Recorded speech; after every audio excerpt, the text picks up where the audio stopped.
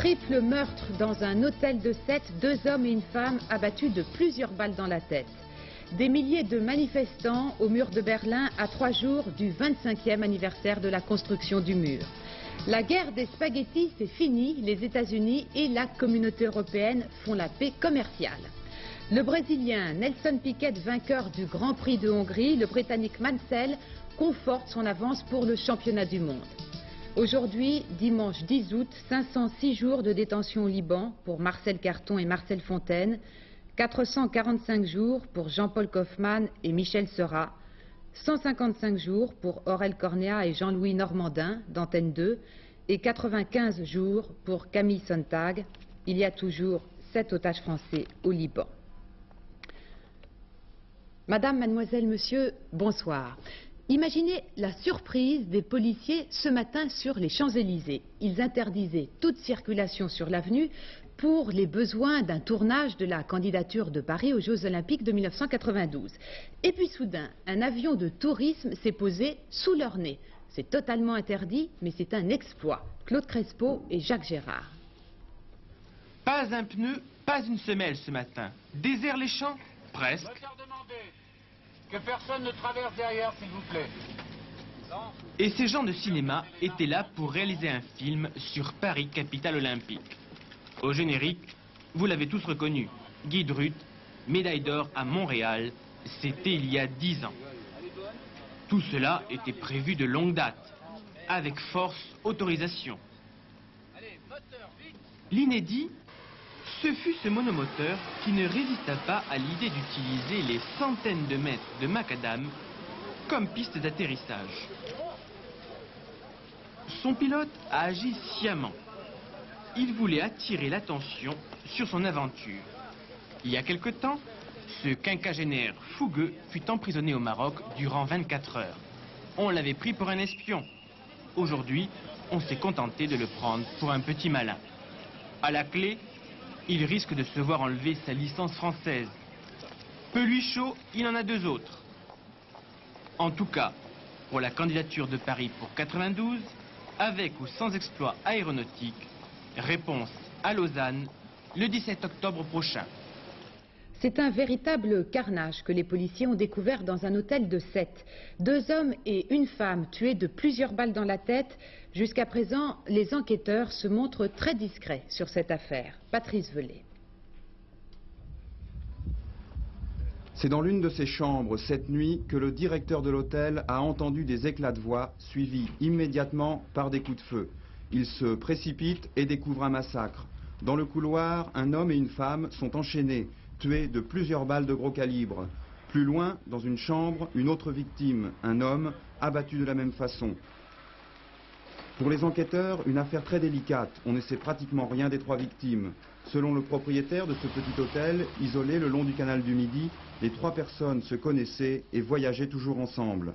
Arrivés depuis une semaine à Sète, ils vivaient comme des vacanciers, sortaient beaucoup et rentraient tard le soir. Mais cette nuit, il semble que le meurtrier attendait leur retour. Aucun indice ne permet d'orienter l'enquête, les bagages ont disparu de la chambre et l'hôtelier ne connaissait pas l'identité du trio. Les premières recherches au fond du canal n'ont rien donné. Ce triple meurtre aurait pour le moment tous les aspects d'un règlement de compte.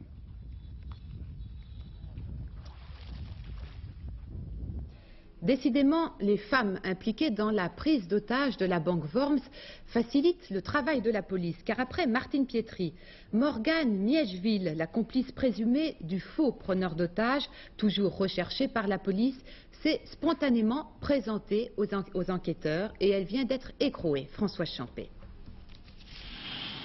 Il y avait donc 2 femmes dans cette affaire. Après Martine Pietri, c'est une jeune femme de 20 ans, Morgane Miegeville, qui a fini par se rendre. Depuis hier soir, elle est entendue ici même, au quai des Orfèvres, par les enquêteurs de la brigade criminelle. Elle est venue tout raconter, toute l'histoire d'un homme, André Millepied, qui voulait, disait-il, se venger de la société. Morgane Miegeville, une jeune élève infirmière, déclarait dans une interview à la presse « J'ai agi par amour pour André, il voulait à tout prix monter un coup pour se venger ». Le 24 juillet, ils étaient bien 3 devant la banque Worms. André Millepied, l'instigateur du faux enlèvement, Martine Pietri, la secrétaire du directeur, et la jeune fille. Son rôle à elle, faire le guet avec un talkie-walkie. L'arrivée de la police sur les lieux de l'enlèvement les oblige à modifier le scénario. André Millepied et Martine Pietri prennent la fuite. Pendant 9 jours, ils vont se cacher et pendant 9 jours, Morgane Miegeville va tenter de convaincre le ravisseur de se rendre. Ce soir, Morgane Miegeville a été écrouée et inculpée de tentative d'extorsion de fonds et de complicité de séquestration de personnes, alors que l'acteur principal est toujours en fuite. Une action de police est mise en cause à Grenoble. Un ingénieur de la ville a porté plainte pour coups et blessures. Il affirme avoir été frappé dans un commissariat où il avait été conduit après un accident de voiture. D'autres disent qu'il était en état d'ébriété. En tout cas, l'ingénieur est à l'hôpital. Roland Sicard et Jean Corneille. Au départ, une banale altercation entre automobilistes. Il est 21 h le 1er août. Victor Gallet, un ingénieur au chômage de 59 ans, rentre chez lui après avoir pris l'apéritif avec des amis. Il gare sa voiture sur ce parking, tout proche de son domicile. Selon lui, 3 personnes le rejoignent alors et affirment qu'il a heurté des voitures pendant la manœuvre. Monsieur Gallet nie, le ton monte et les policiers sont finalement alertés. Monsieur Gallet est amené à l'hôtel de police. D'après sa famille, c'est là que les choses se gâtent. Mon mari me dit qu'à l'hôtel de police, bon, il a été déshabillé.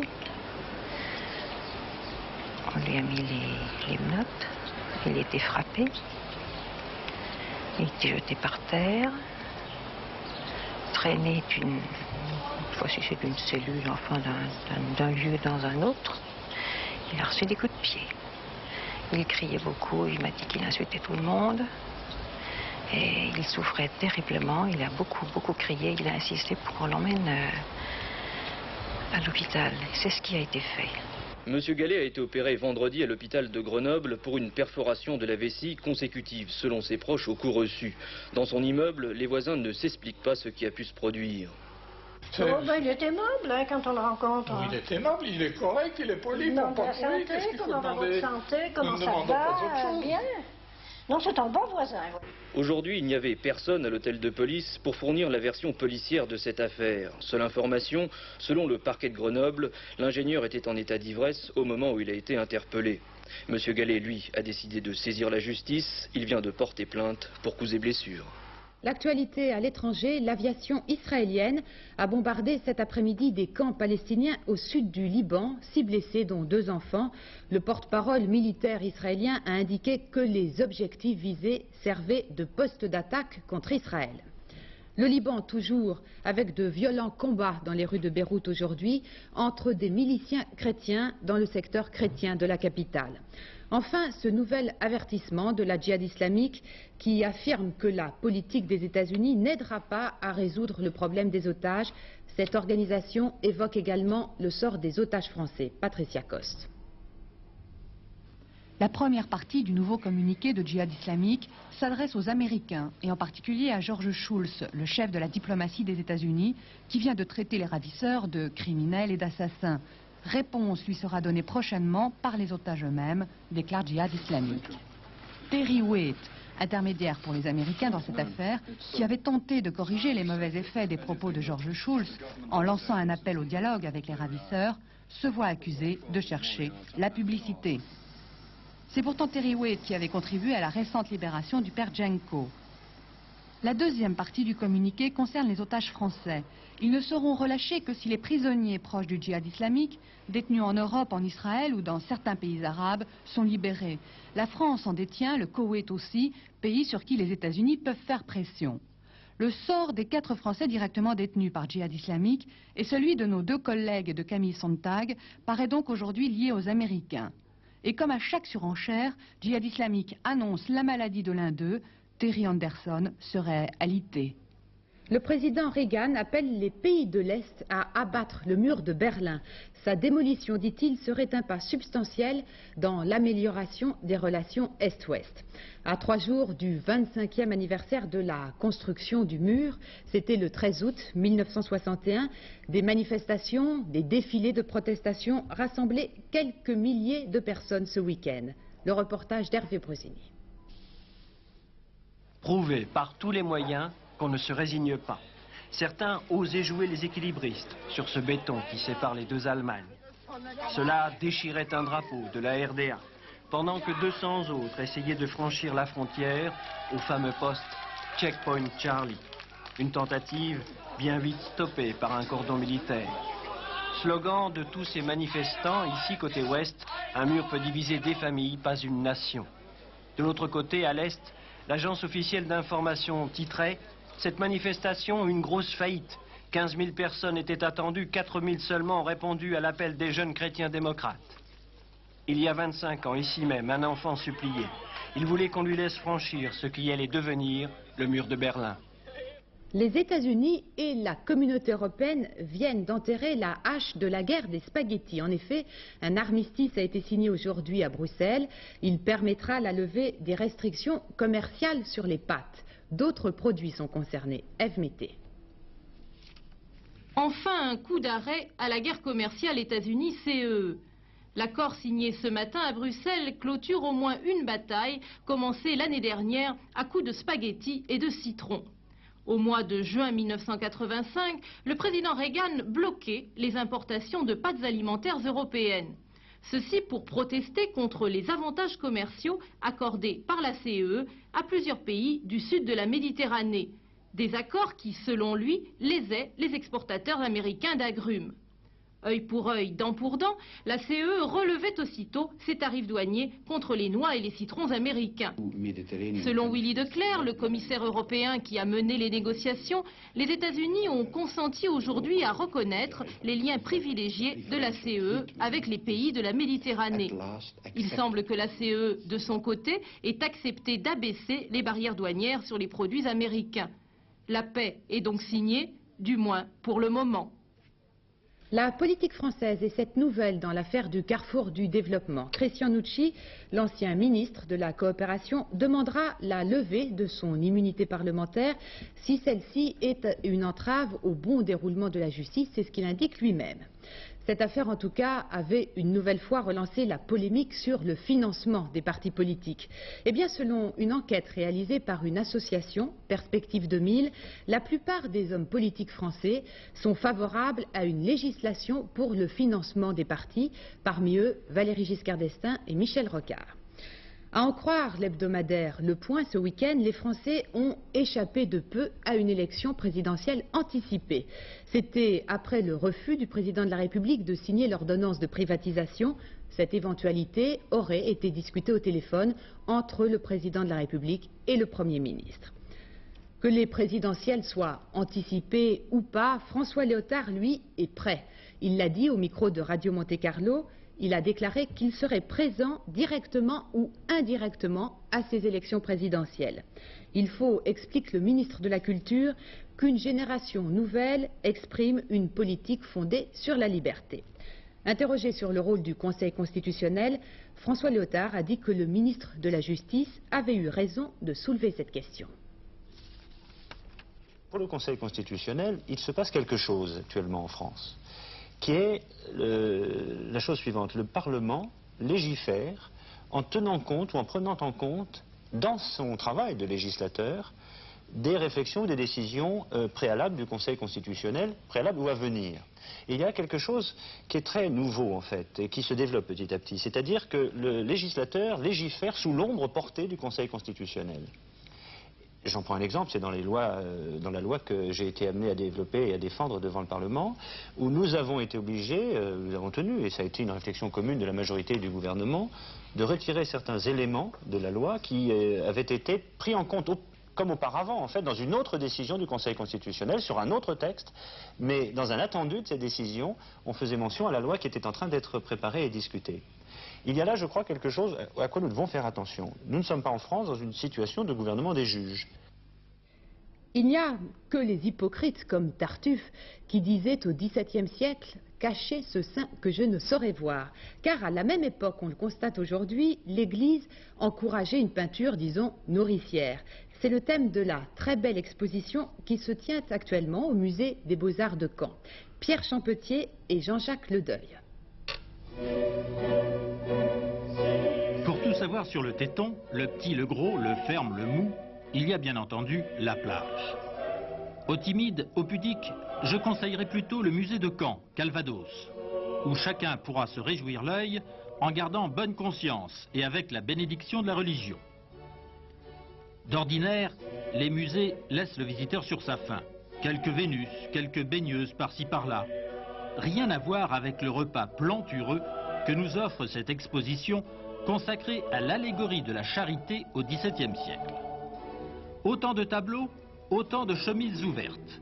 On croirait visiter une nurserie où de pauvres petits affamés prennent d'assaut d'indulgentes nounous. Le plus piquant est qu'il s'agit d'images édifiantes, élaborées par des clercs, pour illustrer dans les églises la plus haute des vertus, la charité. Attendrissant, n'est-ce pas? Mais que dire de l'autre symbole adopté également par l'Église? Le téton romain. Il s'agit d'une légende romaine. Une légende qui dit qu'un homme a été condamné à mourir de faim en prison. Il a été sauvé par sa fille qui, en cachette, lui donnait le lait. La figure, on voit très bien sur ces tableaux, la figure de la jeune femme, regardant furtivement si elle n'est pas découverte, et la figure du vieil homme qui boit le lait avec avidité. Au début, le pinceau reste prudent.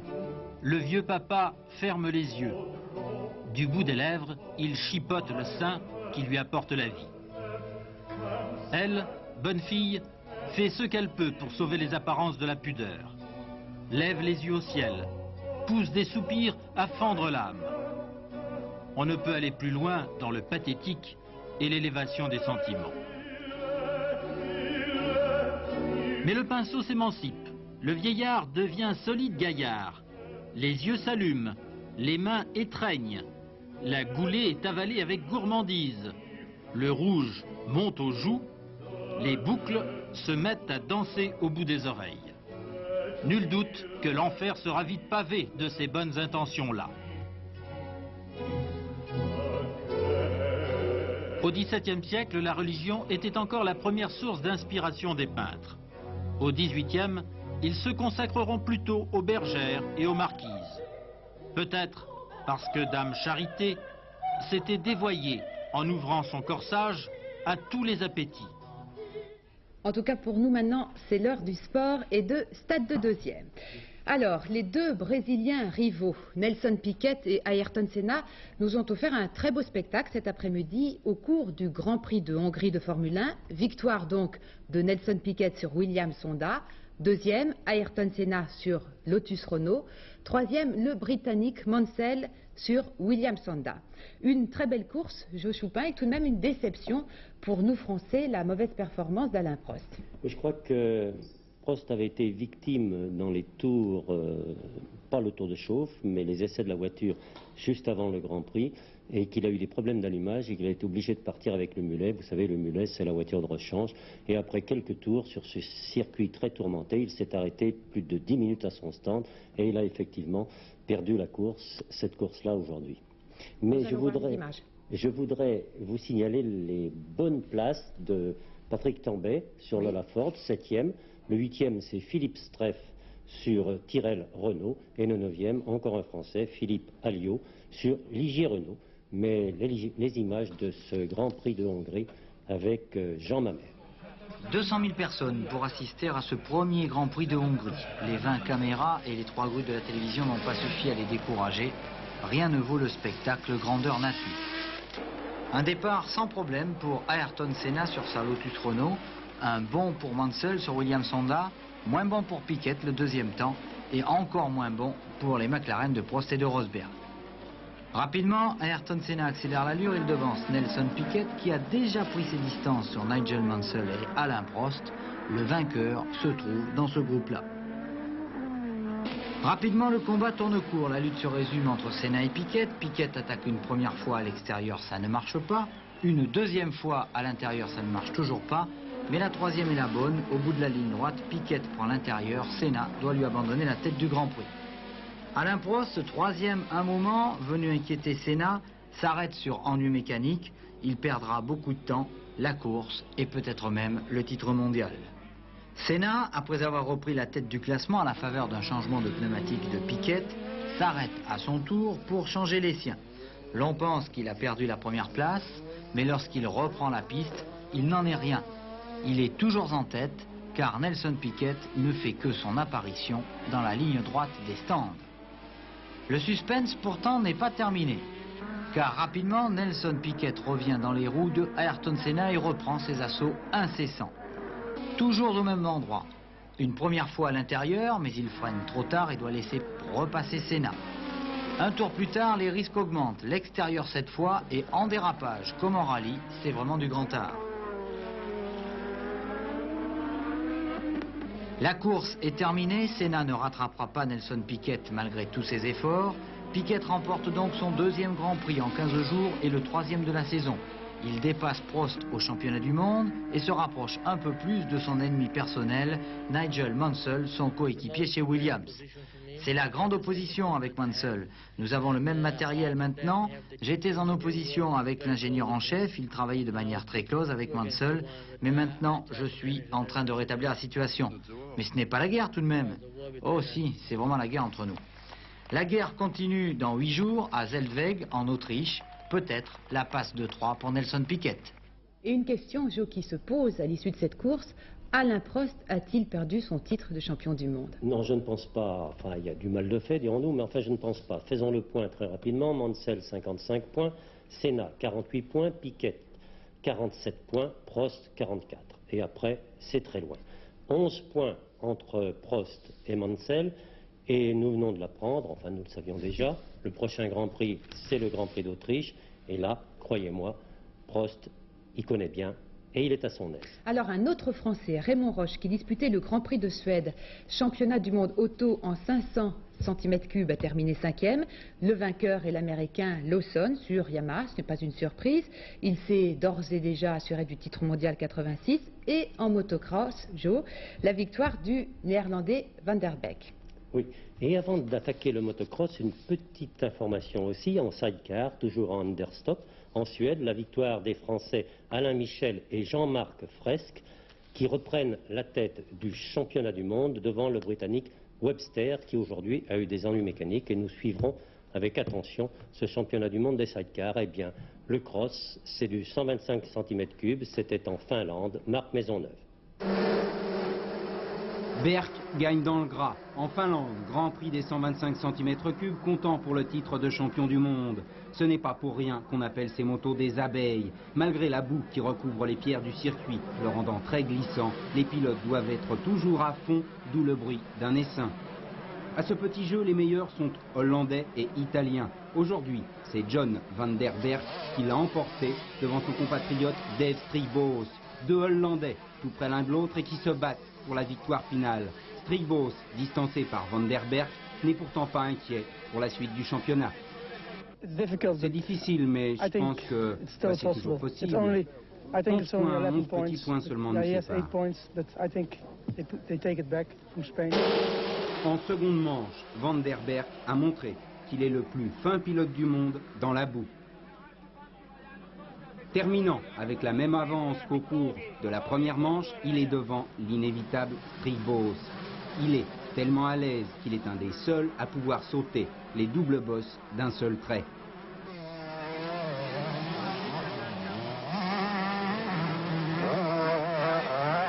Quand il gagne, il se permet même de lâcher le guidon, comme le font les pilotes de cross en stade. Depuis ce soir, on le sait, Strigboos aura peut-être la partie moins facile qu'il ne l'imagine. Parlons maintenant des victoires françaises du week-end, il y en a tout de même quelques-unes. D'abord celle de Michel Mouton qui a remporté le rallye automobile Deutschland, comptant pour le championnat d'Europe au volant de sa Peugeot 205, c'est bien. Autre performance, un véritable exploit puisqu'il s'agit, Jo Choupin, du nouveau record de France de 100 mètres qui a été battu par Antoine Richard et en réalisant 10 secondes et 9 centièmes, il bat enfin le record historique détenu par Bambuc. Et oui, et c'est le record que personne n'attendait.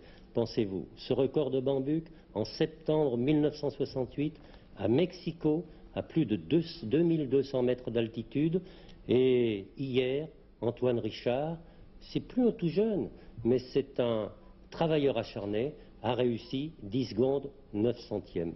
Il est passé du rêve à la réalité. Mais aujourd'hui, deuxième journée de ces championnats de France d'athlétisme avant les championnats d'Europe, Thierry Blanco.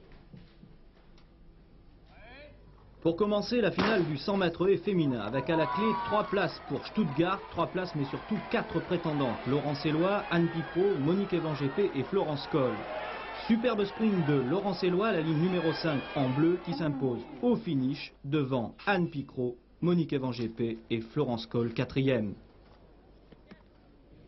L'explosion du javelot avec en finale messieurs l'excellent Michel Bertimont, un G à 79,24 m, mais aussi le tourangeau Jean-Paul Lacafia qui lance à 77,14 m pour une seconde place devant l'excellent grenoblois Pascal Lefebvre à 76,64 m. La dernière chance pour Joseph Mahmoud au 3000 mètres steeple de participer à un championnat d'Europe, mais le vice-champion olympique est mal remis d'une pubalgie qui le relègue à la 3e place. Large victoire de Pascal Debacker dans ce 3000 steeple avec un temps de 8 minutes et 29 secondes. Les résultats du tiercé aujourd'hui à Deauville sous un beau soleil. Il y avait 16 partants dans ce prix de la municipalité et du district. Voici les images après avoir mené la course. Fox après Oa, le numéro 7, entré en tête dans la courte ligne droite de Deauville, attaqué par l'un des favoris, le Berry, en casaque blanche et bleue. Mais c'est finalement, vous le voyez, Whitewater, autre favori de l'épreuve qu'il a emporté. Arrivé donc le 11, le 7 et le 10, 11, 7, 10, les rapports dans l'ordre 1997 francs 50 et dans le désordre 399 francs 50, cela toujours pour 5 francs donc. Le temps demain avec le retour des orages, Alain Chauffour? Eh bien je dirais plutôt, Patricia, la persistance des orages, puisqu'ils ont été nombreux aujourd'hui. Il y a eu de la pluie, demain il y aura même de la grêle. Mais regardons la photo satellite qui va vous donner la tendance pour demain. Alors vous voyez tous ces nuages qui sont donc sur la France ici, sur tout l'ouest, sur la région lyonnaise, eh bien ils continuent d'arriver demain, mais ils vont au fur et à mesure des jours qui vont arriver se déplacer vers le sud-est. Et demain, il y a quand même du nouveau à l'ouest, il y a du nouveau, puisque tout ce qui est ici, toutes les perturbations qui sont ici, vont arriver en apportant un air un peu plus froid. Il fera donc un peu plus frais sur l'ouest. Alors regardons la carte du temps prévu pour demain. La voici. Donc je vous le disais, un temps plus frais qui arrive sur la Bretagne, la Vendée, les Pays de la Loire et les Charentes dans la matinée, et qui vont, ces nuages et ce temps un peu plus frais vont évoluer pour arriver dans l'après-midi sur les régions, sur les Pays de la Loire également, sur la Touraine, et puis également vont gagner le bassin parisien petit à petit. En revanche, il y a toujours, je vous le disais, la persistance de la tendance orageuse, depuis les Pyrénées jusqu'au Massif central, à l'Auvergne, toujours la région lyonnaise, avec demain des orages, également de la grêle, des risques d'orage assez violents, et puis ce temps orageux va continuer jusqu'à la Bourgogne et puis toucher également l'Alsace-Lorraine. Persistance du beau temps, mais seulement pour demain encore, sur le pourtour méditerranéen, principalement sur les régions Côte d'Azur et sur la Corse. Les températures pour demain, eh bien, à cause de ce temps un peu plus frais qui arrive, elles sont un peu plus basses sur la pointe de la Bretagne, 17 degrés seulement à Brest, mais persistance du temps chaud et orageux lourd à Paris 24, 26 à Strasbourg, 26 à Mulhouse, et puis il fait toujours très très chaud dans le sud, 29 à Perpignan et 32 à Nîmes et 32 à Montélimar. Demain, nous serons le lundi 11 août. Le soleil se lèvera à 6h39, se couchera à 21h12. Ça fait 4 minutes de soleil en moins et nous fêterons la Sainte Claire. Dernier journal, enfin, fin de soirée, bien après minuit, vers 1h moins le quart. Merci de votre attention. Très belle soirée sur Antenne 2. Bonsoir.